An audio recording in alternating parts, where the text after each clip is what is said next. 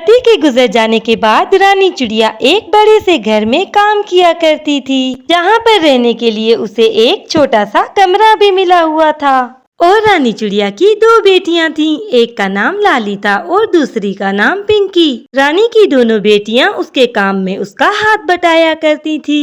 उसी घर में उनकी मालकिन पायल का एक छोटा सा बेटा भी रहता था, लेकिन पायल कभी भी अपने बेटे पीलू को उन दोनों के साथ खेलने नहीं देती थी। ऐसे ही कुछ दिन गुजर जाते हैं। पीलू, वहाँ बेड पर खड़े होकर क्या कर रहे हो? आओ ना, हमारे साथ खेलो। नहीं खेल सकता, मेरी मम्मा मना करती है क्योंकि तुम गरीब हो और तो और हमारे नौकर भी।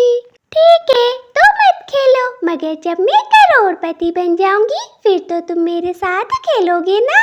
ठीक है, मगर तुम करोड़पति बनोगी कैसे? क्योंकि मेरी मम्मा कहती है जो गरीब होता है वो तो गरीब ही रहता है। पीलू, वो सब तो मुझे नहीं पता, मगर क्या तुम करोड़पति हो? हाँ, मैं तो करोड़पति हूँ। तो फिर ठीक है, जब मैं बड़ी होंगी तो तुमसे शादी कर लूंगी, इसके बाद मैं भी करोड़पति बन जाऊंगी। हो हो। मगर पिंकी की ये बात पीलू की मम्मा पायल सुन लेती है। वो डंडे से पिंकी की पिटाई करने लगती है। रानी, कहाँ मर गई? जल्दी से यहाँ आओ। अपनी मालकिन की आवाज सुनकर रानी जल्दी से वहाँ पर पहुँच जाती है। रानी, ये सिखाती है तू अपनी बेटी को? अभी 10-11 माह की हुई नहीं और अभी से ही मेरे बेटे से शादी करने की बात कर रही है। मालकिन जी, ये तो बच्चे हैं, आपस में ऐसी बातें कर लेते हैं, मगर आप इसे इतना तो ना मारे। अच्छा, तो तू ही सिखाती है ये सब कुछ? अभी के अभी मेरे घर से निकल जा। फिर रानी अपनी दोनों बेटियों को लेकर वहाँ से चली जाती है। पीलू इस वक्त बहुत छोटा सा था। वो इस तरह पिंकी को जाता देखकर बहुत उदास हो जाता है, क्योंकि पिंकी उससे बहुत सी बातें किया करती थी। इधर रानी फिर से बेघर हो गई थी। वो अपने लिए काम ढूंढने की बहुत कोशिश करती है, मगर उसे कहीं काम नहीं मिलता। रानी भूखी प्यासी अपने बच्चों को लेकर एक जगह पर पहुंच जाती है। बच्चों, तुम यहीं रुकना, मैं सामने से कुछ आम तोड़कर तुम्हारे लिए ले आती हूँ, क्योंकि हम सब भूख पर हैं। रानी इधर उधर देखकर सड़क पार करने लगती है, मगर सामने से आती एक तेज रफ्तार कार रानी को टक्कर मार देती है और रानी चिड़िया घायल हो जाती है। वो कौवा रानी को जल्दी से हॉस्पिटल पहुंचा देता है और उसकी मरहम पट्टी करवा देता है। चिड़िया बहन, इसमें ना तुम्हारी गलती थी ना मेरी गलती। तुम्हें जल्दी थी सड़क पार करने की और मुझे घर जाने की। ना तुम सड़क पार कर पाई और ना ही मैं घर जा पाया। इसीलिए हमेशा हमें सड़क पार करते हुए ध्यान रखना चाहिए। माफ करना भैया, मैंने आपको नहीं देखा, मगर आपने मेरी मदद की। आपका बहुत बहुत धन्यवाद। मगर चिड़िया बहन, तुम इतनी जल्दी में जा कहाँ रही थी? मुझे बताओ, मैं तुम्हें अपनी गाड़ी में छोड़ देता हूँ। वो मैं कहीं नहीं जा रही थी, बस सामने कुछ आम लगे थे, मैं वही लेने जा रही थी, क्योंकि मैंने और मेरी बेटियों ने 2 दिनों से कुछ नहीं खाया। बस मैं वही कुछ आम लेने जा रही थी। ये सुनकर कालू कौवे को बहुत दुख होता है। फिर रानी कालू कौवे को सारी बात बता देती है। इसके बाद कालू रानी और उसकी बेटियों को हॉस्पिटल से सीधे अपना घर ले आता है। कलो, ये रानी बहन हैं, ये बहुत बुरी हालत में थीं। मैं इन्हें घर ले आया हूँ। ये यहाँ पर कोई काम कर लेंगी और इनकी बेटियाँ भी कुछ पढ़ लिख लेंगी। अंकल, क्या पढ़ने लिखने से हम करोड़पति बन सकते हैं?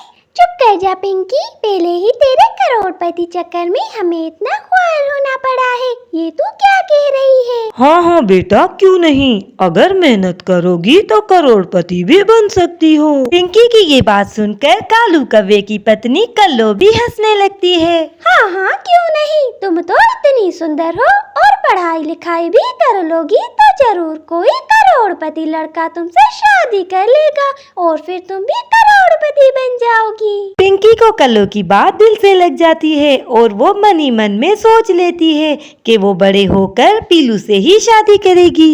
इसके बाद रानी चिड़िया कालू कौवे के घर में काम करने लगी और उसकी दोनों बेटियां एक स्कूल में पढ़ने लगी। यूं ही समय गुजरता गया। रानी चिड़िया अपनी बड़ी बेटी की शादी अपने जैसे ही गरीब परिवार में करवा देती है। पिंकी, अब तू भी बड़ी हो चुकी है। मैं सोच रही हूँ कि अपने देवर से तेरी शादी की बात चला दूँ। हरगिज़ नहीं लाली बहन, तुम क्या चाहती हो कि मैं भी तुम्हारी तरह शादी गरीब परिवार में करूं? मैंने बचपन में ही अपने लिए लड़का ढूंढ लिया था, मैं शादी भी उसी से ही करूंगी। क्या कहा तुमने? बचपन में ही लड़का ढूंढ लिया था? कौन है वो? पीलू। दीदी, तुम्हें पीलू याद है? हमारी मालकिन पायल का बेटा। शादी तो मैं पीलू से ही करूंगी और फिर करोड़पति बन जाऊंगी।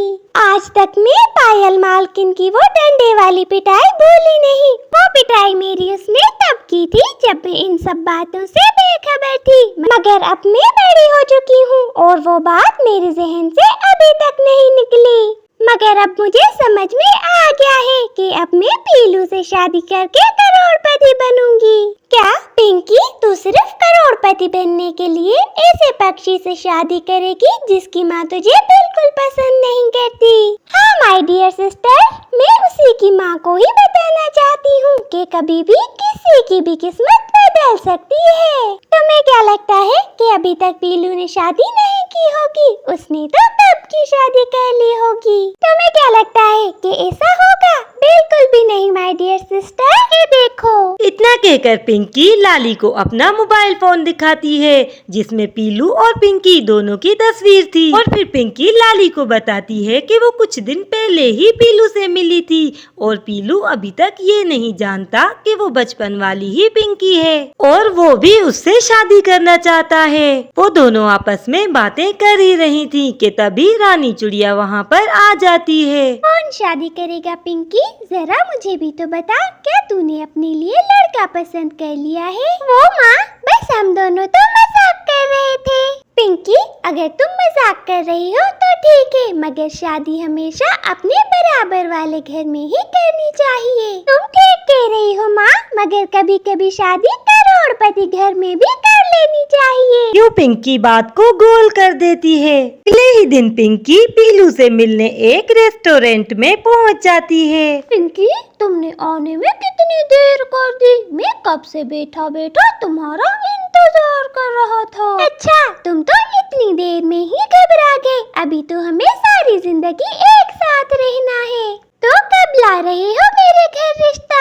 अरे, ये क्या बात हुई? तुम कहो तो आज ही तुम्हारे घर रिश्ता लेकर आ जाऊं। देखो पीलू, मैं तुम्हें पहले भी बता चुकी हूँ कि मैं एक बहुत ही गरीब घर की चिड़िया हूँ। क्या तुम्हारी माँ मुझे बहू के रूप में स्वीकार करेगी? हाँ पिंकी, ये थोड़ा तो मुश्किल है, मगर तुम चिंता ना करो, मैं अपनी माँ को मना लूंगा।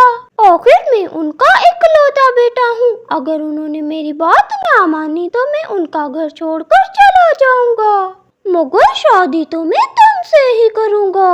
क्या कहा? घर छोड़ दोगे? फिर तो तुम गरीब हो जाओगे पीलू। नहीं, ऐसी कोई बात नहीं, मेरा अपना बहुत सा कारोबार है, इसीलिए मैं गरीब नहीं हो सकता। लेकिन पीलू, क्या तुम्हें याद है कि बचपन में एक छोटी सी चिड़िया ने तुमसे कहा था कि वो तुमसे शादी करके करोड़पति बन जाएगी? फिर पीलू याद करने लगता है और उसे पिंकी के बचपन का वो पल याद आ जाता है जब पायल ने उसे बुरी तरह से मारा था। हाँ, मगर तुम ये सब कुछ कैसे जानती हो? क्या बात है पीलू, तुमने अभी तक मुझे नहीं पहचाना? मैं वही पिंकी हूँ जिसे बचपन में मारकर तुम्हारी माँ ने घर से निकाल दिया था। मैंने तभी फैसला कर लिया था कि मैं शादी तुमसे ही करूँगी। ओ पिंकी, क्या ये तुम हो? मुझे अपनी आंखों पर विश्वास ही नहीं हो रहा। सच में तुम्हारे जाने के बाद बहुत उदास हो गया था। पिंकी, मुझे आज भी वो दिन याद है जब तुम हमारे घर से चली गई थी, मगर तुम एक दफा मेरी जिंदगी से चली गई। अब दोबारा नहीं जाने दूंगा। मैं किसी भी तरह अपनी मम्मा को मना लूंगा। शाम को जब पिंकी घर वापस आती है तो वो अपनी मम्मा रानी चिड़िया को सारी बात बता देती है। अरे पागल लड़की, खुद ही सब कुछ तय कर लिया। वो कौन लोग हैं, कैसे हैं, कुछ तो पता चले। हाँ, तुम्हें सब कुछ पता चल जाएगा, बस थोड़ा सा सब्र करो। उसे तुम अच्छी तरह से जानती हो। देखना माँ, मैं कैसे करोड़पति बन जाऊंगी और फिर हर कोई तुम्हारी इज्जत करेगा। इधर पीलू अपनी माँ को मनाकर किसी भी तरह पिंकी के घर ले आता है। पायल चिड़िया फौरन ही पिंकी और रानी चिड़िया को पहचान लेती है। पीलू, ये क्या, तुम्हें यही चिड़िया पसंद आई शादी करने के लिए? तुम्हें पता है कि इसकी माँ हमारे घर में नौकरानी थी। हाँ माँ, ये वही है और मैं शादी करूँगा तो इसी से, वरना मैं आपको छोड़कर चला जाऊँगा। माफ करना मालकिन, मैं नहीं जानती थी कि मेरी बेटी आपके बेटे से शादी करना चाहती है। पायल को तो कुछ समझ ही नहीं आ रहा था, क्योंकि पीलू उसका इकलौता बेटा था और पीलू ही उसके लिए सब कुछ था। वो पीलू की बात नहीं टाल सकती थी। मुझे ये रिश्ता मंजूर है रानी, मुझे माफ कर दो, क्योंकि किस्मत को कोई नहीं टाल सकता। और मुझे पिंकी के अल्फाज आज भी याद हैं कि मैं तुमसे शादी करके करोड़पति बन जाऊंगी। आंटी, मुझे माफ कर दे, मैं आपको टेंशन नहीं देना चाहती थी। मैं आपको और आपके बेटे को हमेशा खुश रखूंगी। यूं पिंकी और पीलू की शादी धूमधाम से हो जाती है। इस तरह एक गरीब चिड़िया की बेटी करोड़पति बन जाती है।